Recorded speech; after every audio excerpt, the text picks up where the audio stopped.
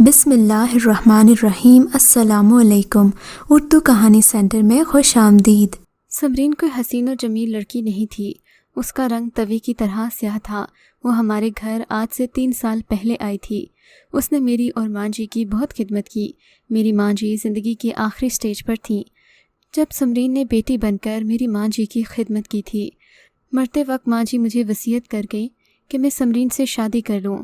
میرے پاس اور کوئی راستہ بھی نہیں بچا تھا۔ مالی حالات ایسے تھے کہ خاندان سے کوئی بھی مجھے لڑکی دینے کو تیار نہیں تھا، سو میں نے چند لوگوں کی موجودگی میں سمرین سے نکاح کر لیا۔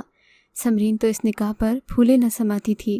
وہ اس قدر خوش تھی جیسے اسے دنیا کا سب سے امیر ترین شخص مل گیا ہو۔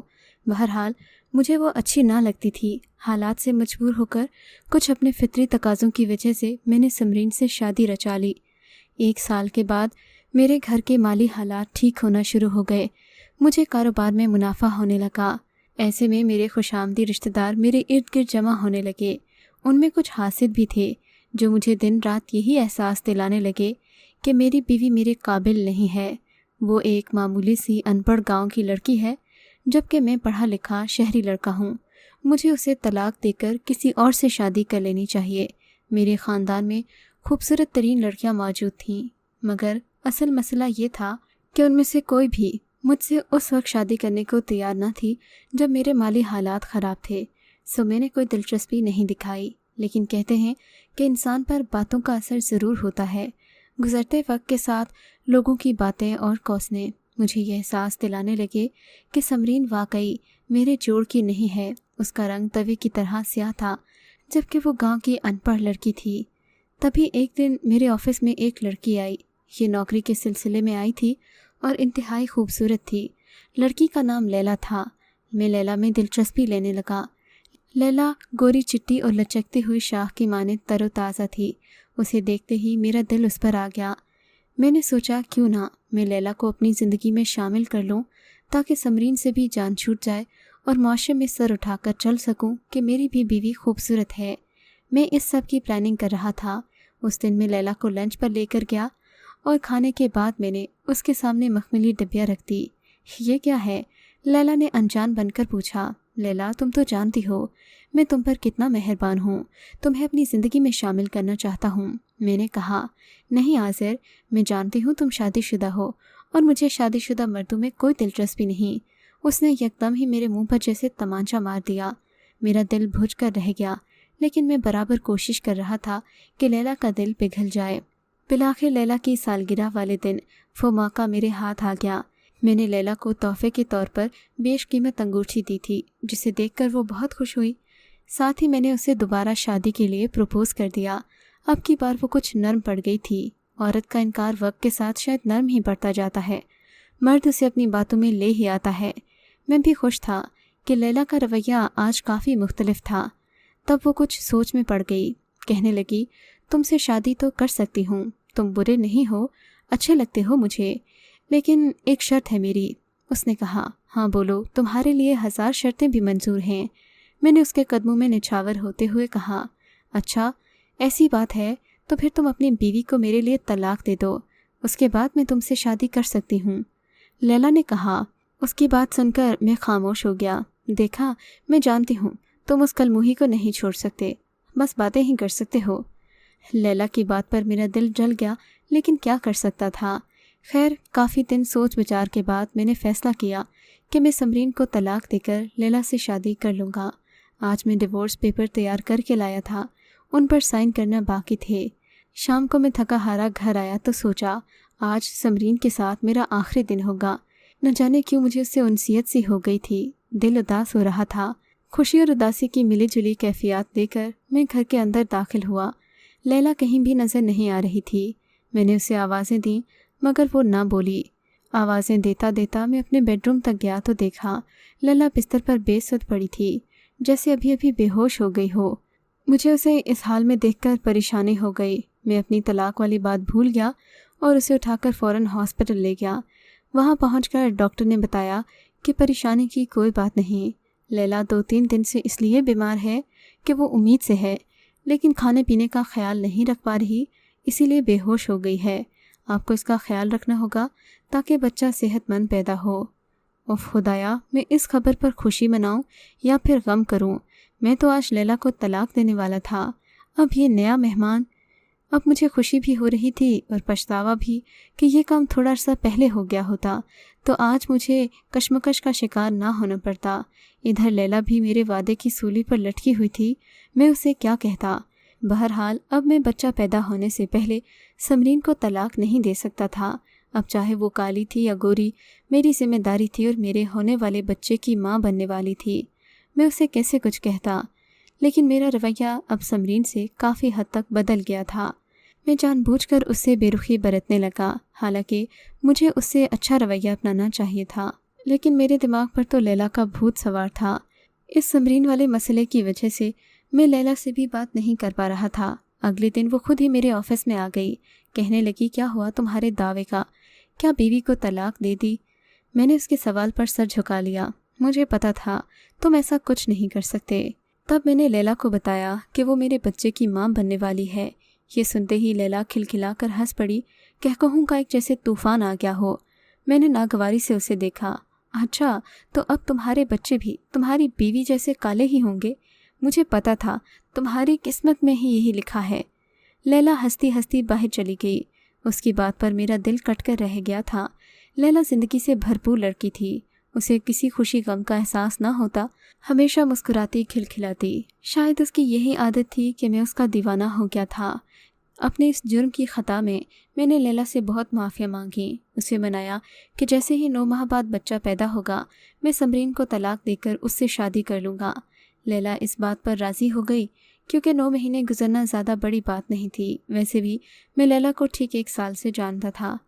اب میں دن گن گن کر گزرنے لگا کیونکہ لیلا کو حاصل کرنے کی طلب بھی بڑھتی جا رہی تھی اور سمرین سے جان بھی چھڑانا چاہتا تھا، لیکن ایک ایک پل میرے لیے بھاری ہوتا جا رہا تھا۔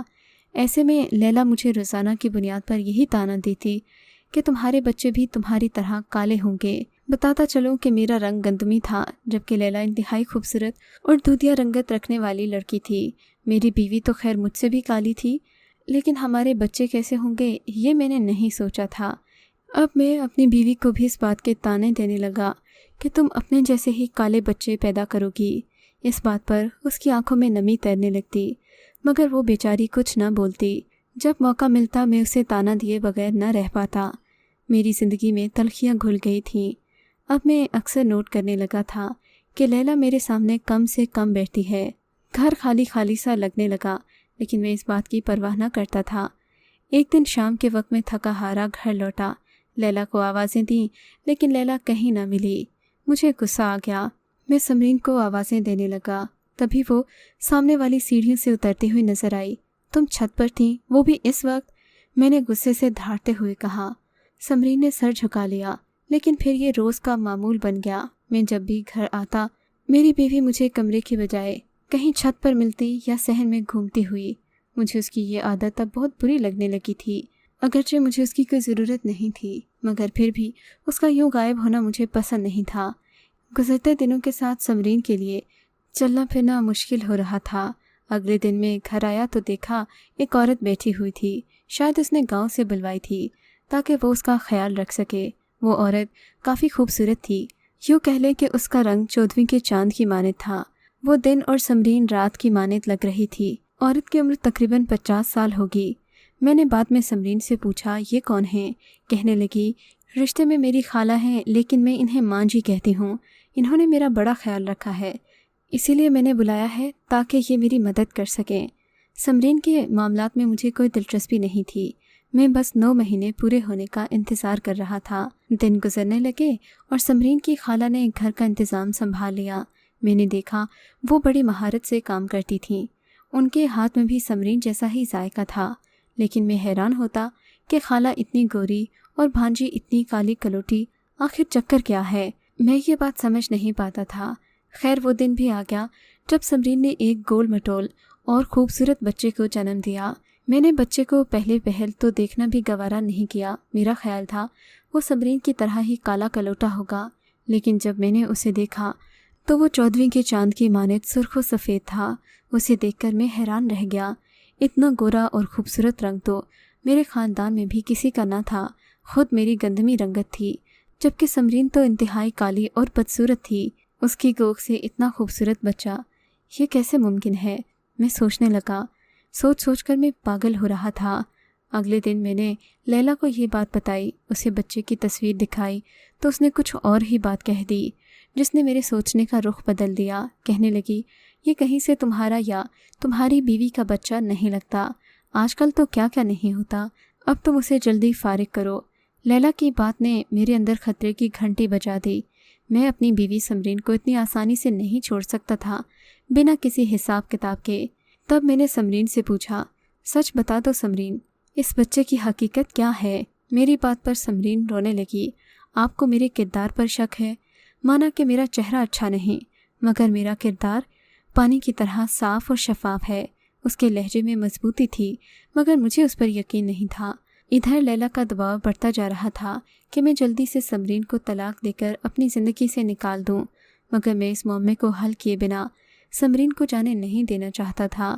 اگر یہ بچہ میرا نہیں تھا تو پھر میں اسے کیوں پالتا، کیوں اسے اپنے پاس رکھتا اور اس کی پرورش کا بوجھ اٹھاتا؟ میرے لیے یہ معاملہ حل کرنا ضروری ہو گیا تھا۔ شاید کسی حد تک سمرین کو بھی اندازہ تھا کہ اب میں اس سے جان چھڑانا چاہتا ہوں۔ کئی بار اسے میں خود بھی اشارے دے چکا تھا، لیکن اس نے میری الجھن بڑھا کر میرے فیصلے کو ملتوی کر دیا۔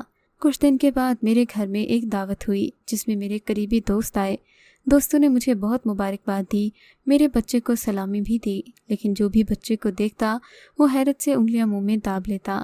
ارے عازر، تمہارا بچہ تو نہ تم پر گیا نہ تمہاری بیوی پر، لوگ حیرت سے کہتے، اور میں بس سوچ میں گم ہو کر رہ جاتا۔ میں کسی کو کیا جواب دیتا؟ یہ ایک عجیب سا سوال تھا جس کا جواب میرے پاس نہیں تھا۔ بالآخر ایک دن میں نے سوچ لیا کہ اب اس کشمکش کو خود ہی حل کرنا پڑے گا۔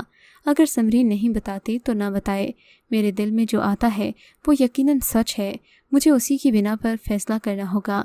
میں سمرین کے کمرے میں گیا، وہ اپنی خالہ سے بیٹھی باتیں کر رہی تھی، ساتھ ہی پالنے میں سلطان سو رہا تھا۔ میں نے سمرین پر ایک سرسری سی نظر ڈالی، نہ جانے کیوں اس کے کالے چہرے میں بھی ایک عجیب سی کشش تھی جسے میں چاہ کر بھی نظر انداز نہیں کر سکتا تھا۔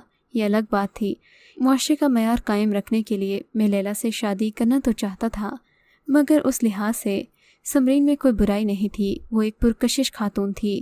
لیکن اب دل پر ایک خول سا چڑھ گیا تھا۔ سمرین میرے آنے پر اٹھ کر کھڑی ہو گئی۔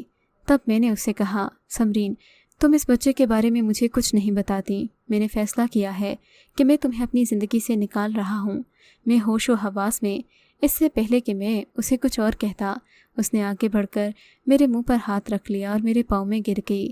آپ ایسا نہ کریں، میں آپ کو اس بچے کی حقیقت بتا دوں گی، لیکن آپ مجھ سے وعدہ کریں، آپ مجھے طلاق نہیں دیں گے۔ سمرین میرے پاؤں میں پڑی رو رہی تھی۔ اس لمحے میرا دل پگھل گیا۔ اچھا ٹھیک ہے، تم بتاؤ، میں سن رہا ہوں، میں نے بظاہر سخت رویہ اپناتے ہوئے کہا۔ اس نے اپنی خالہ کی طرف اشارہ کیا۔ انہیں دیکھ رہے ہو نا، یہ میری ماں کی سگی بہن ہے۔ میری ماں بھی میری خالہ کی طرح گوری چٹی اور حسین تھیں، ان کا رنگ لاکھوں میں ایک تھا، اور جب میں بڑی ہوئی تو میری بھی خوبصورتی کے چرچے ہوتے تھے۔ پورے گاؤں کے لڑکے مجھ پر اپنی جان دیتے تھے۔ میں تھی ہی اتنی خوبصورت کہ کوئی رک کر مجھے دیکھتا تو دیکھتا ہی رہ جاتا۔ لیکن جلد ہی میرے اس حسن کے چرچے جاگیردار صاحب تک پہنچ گئے۔ جاگیردار صاحب کے ہاتھ لمبے تھے۔ ان کی یہ روایت تو سبھی جانتے تھے کہ گاؤں کی ہر نئی کلی پر ان کا حق ہوتا تھا، اور پھر جس پر ان کی نظر کرم ہو کوئی اس کے آس پاس نہیں پھٹکتا تھا۔ جلد ہی گاؤں میں مشہور ہو گیا کہ چودھری عنایت کی نظر اب مجھ پر ہے، وہ مجھے اپنی دلہن بنانا چاہتا ہے۔ میں دلہن کا مطلب اچھی طرح سمجھتی تھی۔ چودھری عنایت کی دلہن 7 سے 14 دن کی ہوتی تھی، اس کے بعد اسے مرجھائے ہوئے پھول کی طرح پھینک دیا جاتا تھا۔ لیکن مجھے ان باتوں پر یقین نہیں تھا۔ ایک دن میں کھیتوں میں فصل کاٹ رہی تھی کہ چودھری کے بندے آ گئے۔ یہ مجھے دیکھ کر آوازیں کسنے لگے۔ ان کے پیچھے پیچھے چودھری بھی آ گیا۔ مجھے دیکھ کر ہنستے ہوئے اپنی مونچھوں کو تاؤ دیا اور انا سے بھرے لہجے میں بولا، تو کیا سمجھتی ہے؟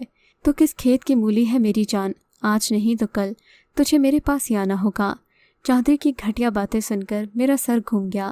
میں نے مٹی کا ڈیلا اٹھا کر اس کے سر پر مار دیا۔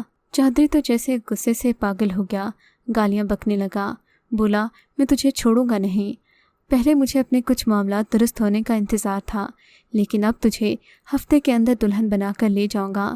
چودھری کی بات سن کر میرا دل لرز اٹھا تھا۔ میں جانتی تھی کہ وہ اپنی سی کر کے رہے گا۔ وہ مجھے اپنے گھر کی عزت نہ سہی، لیکن اپنے گھر میں ایک شو پیس کا درجہ ضرور دے گا۔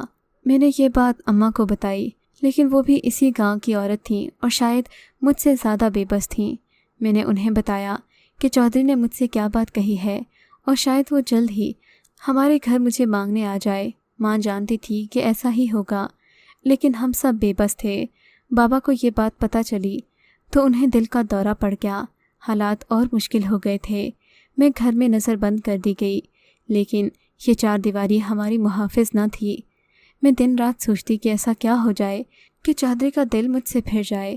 میں نے اس بات کا ذکر اپنی ایک سہیلی سے کیا۔ اس نے مجھے ایک ایسا حل بتایا جو بہت مشکل تھا، لیکن اس کے بعد میری جان چودھری سے چھوٹ سکتی تھی۔ میری سہیلی پروین کے دادا ایک حکیم تھے۔ ان کے پاس ایک ایسی جڑی بوٹی تھی جس کے پانی سے نہانے سے چہرے اور جسم کا رنگ بدل جاتا تھا۔ اس بوٹی کا پانی پرانے زمانے میں تیزاب کے طور پر استعمال ہوتا تھا۔ اپنے حسن کو فنا کر دینا میرے لیے ایک بہت ہی دکھ کی بات تھی، لیکن اپنی عزت کا لٹ جانا اس سے بھی زیادہ ہولناک انجام تھا۔ میں نے پروین کے دادا سے وہ جڑی پوچھی اور چودھری کے آنے سے 2-3 دن پہلے ہی مسلسل اس جڑی کا استعمال کرنا شروع کر دیا۔ بس یہ کرنا تھا کہ میرے چہرے اور جسم پر دانے پھوٹنے لگے جن سے پانی بہتا اور یہ عجیب و غریب سے داغ چھوڑ جاتے۔ میرا چہرہ کالا ہو گیا اور اس بات کی خبر پورے گاؤں میں پھیل گئی۔ بس یہ سننا تھا کہ چودھری کا عشق و جنون جھاگ کی طرح بیٹھ گیا۔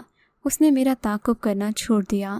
اس دن کے بعد سے میں گاؤں کے کسی لڑکے کے لیے بھی پرکشش اور حسین نہ رہی۔